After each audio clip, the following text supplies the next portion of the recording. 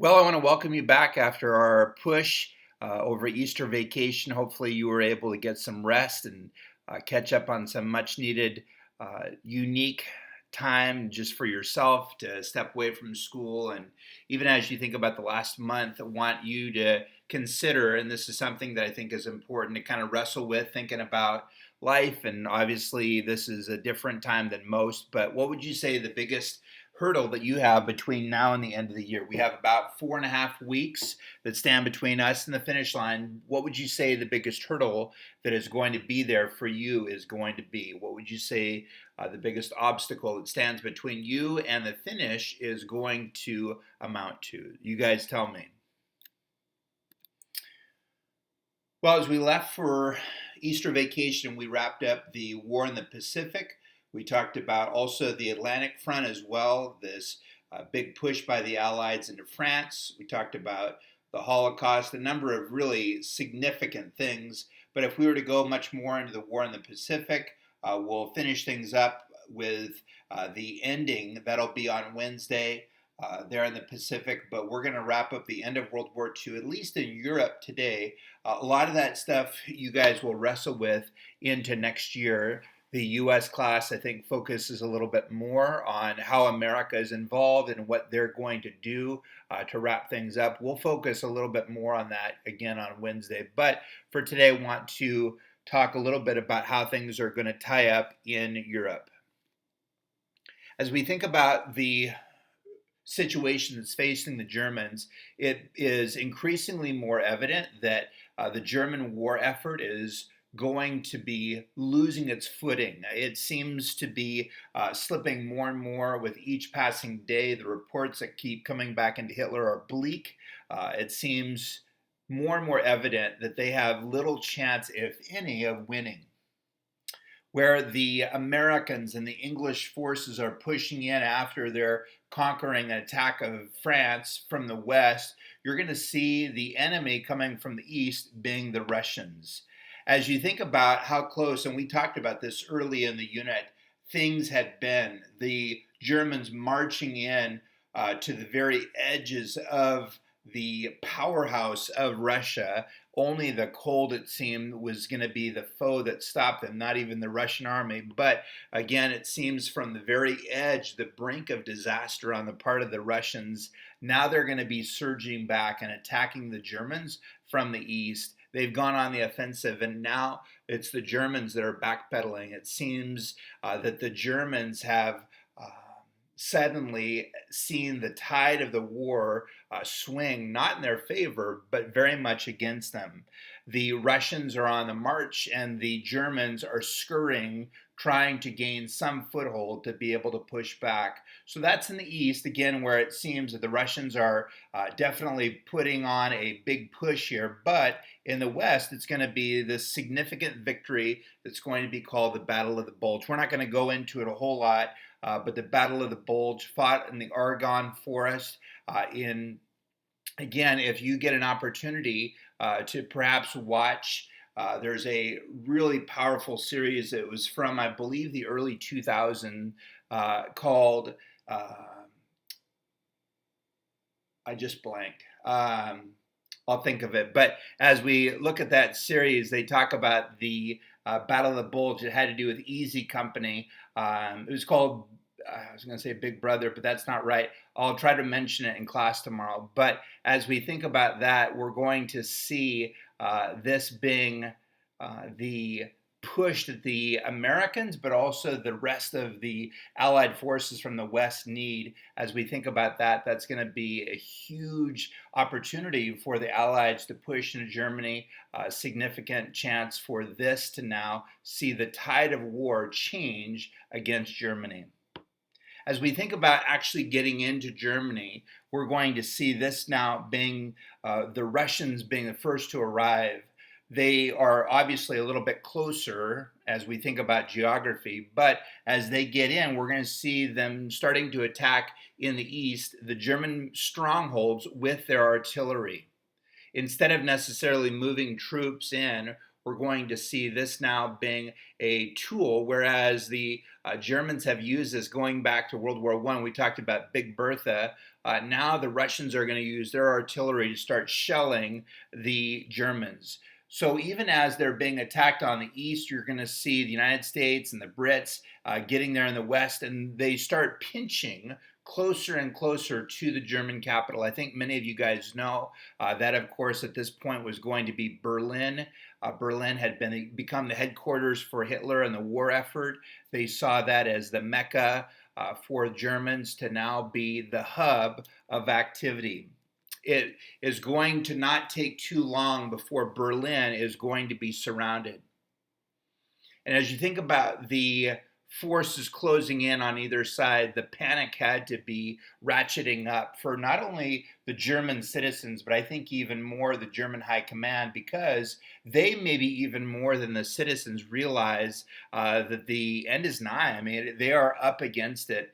The Russians aren't going anywhere, and the Americans and the British and even some of the French soldiers have joined. We have seen the push now made to collapse in on Berlin. And if they are able to take over the city, which was supposed to be the epicenter for this 1,000-year reign, if they're able to take the city, that likely means the end for Germany.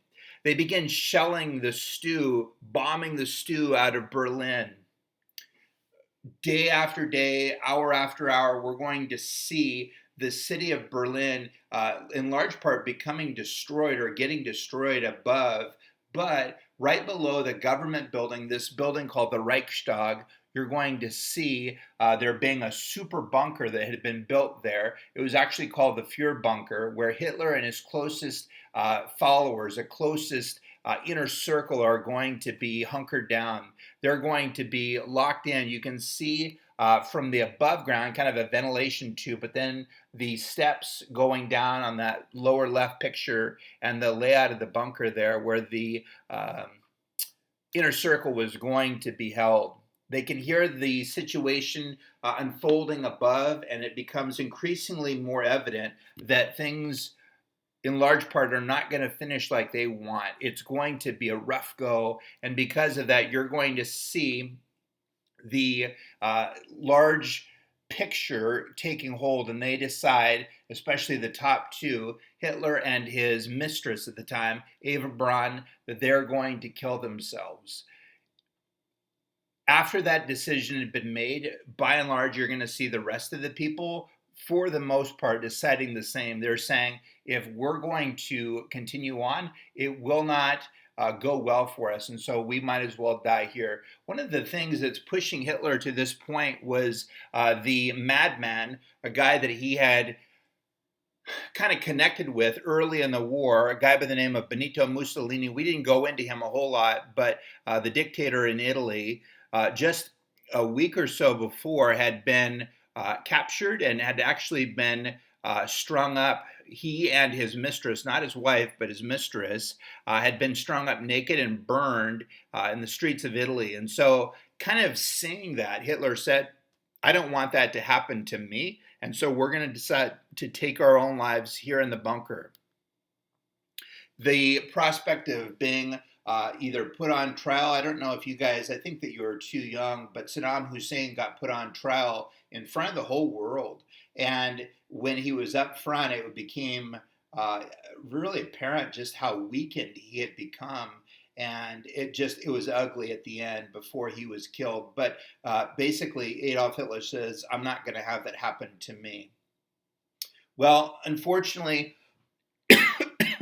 he and his now wife, they get married. And shortly after the marriage ceremony, they decide that they're going to take their own lives. Well, they had decided basically that the way that they were going to do this was by cracking open these glass ampules, basically tablets, if you will, of cyanide. Well, Hitler wasn't sure that they were going to work, and so he decided to try one out on his beloved dog, a dog by the name of Blondie. I think, like The rest of them, he didn't want the dog to live on if he wasn't going to be around. And so he gave the first cyanide capsule to his dog, and the dog died shortly after.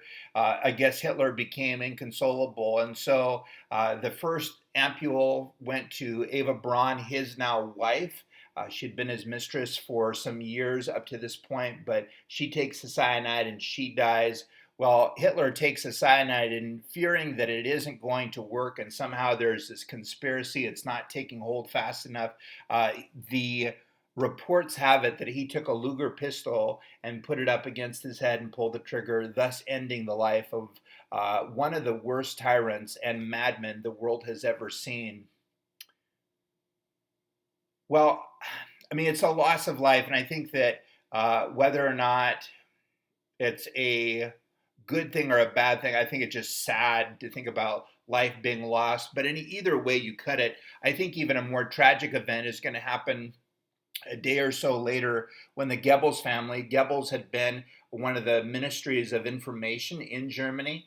They and their 6 kids are down in the bunker, and Mrs. Goebbels basically prepares the kids, and she says, I don't want them to be taunted the rest of their life. I know that I can't live, but I'm afraid that my kids are going to be ruined if they survive this. And so she prepares them, puts them in nightgowns, gets them ready for bed, quote unquote, and then gives them cyanide, each one of them. Well, the oldest girl, realizing what's happening, apparently struggles because when they find her body, there's clear signs that she has struggled, scratches that are apparent, basically saying that she fought back. Well, she dies, and then the 2 parents also took cyanide. Their bodies, this is kind of weird, were shot by German soldiers that were there on the order of Joseph Goebbels, basically saying, make sure that our bodies are going to die. And so they shot both bodies up pretty badly, and then they tried to burn them. They only partially were burned. But either way, you're going to see Eva Braun and Hitler on the 30th committing suicide. Goebbels goes out on the 1st, and we're going to see now Germany being in disarray. Now, there's a lot of things that are going to be kind of out there. I don't know if you guys are conspiracy tinfoil hat people, but the 2 pictures that I'm about to show you, one is going to be one of the last known pictures of Hitler. That's the one on the left. You can see versus what we saw early in the unit. He's exhausted. You see just lines on his face, looking pretty tired. And then the Russians believe that they have acquired the skull of Adolf Hitler, and they have that in their archives. You can see the bullet hole there, and historians believe that might have been the partial skull of Hitler. Well, one of the most famous pictures of this time is going to be the Russians. This is on top of the Reichstag there. They're going to raise the hammer and sickle, basically saying, we have now grabbed control. This is going to be a huge deal as they go forward. Well, when we come back, we're going to talk a little bit about how the war wraps up, the agreements that are going to end it, and then where things are going to go from there. We'll see you in a little bit.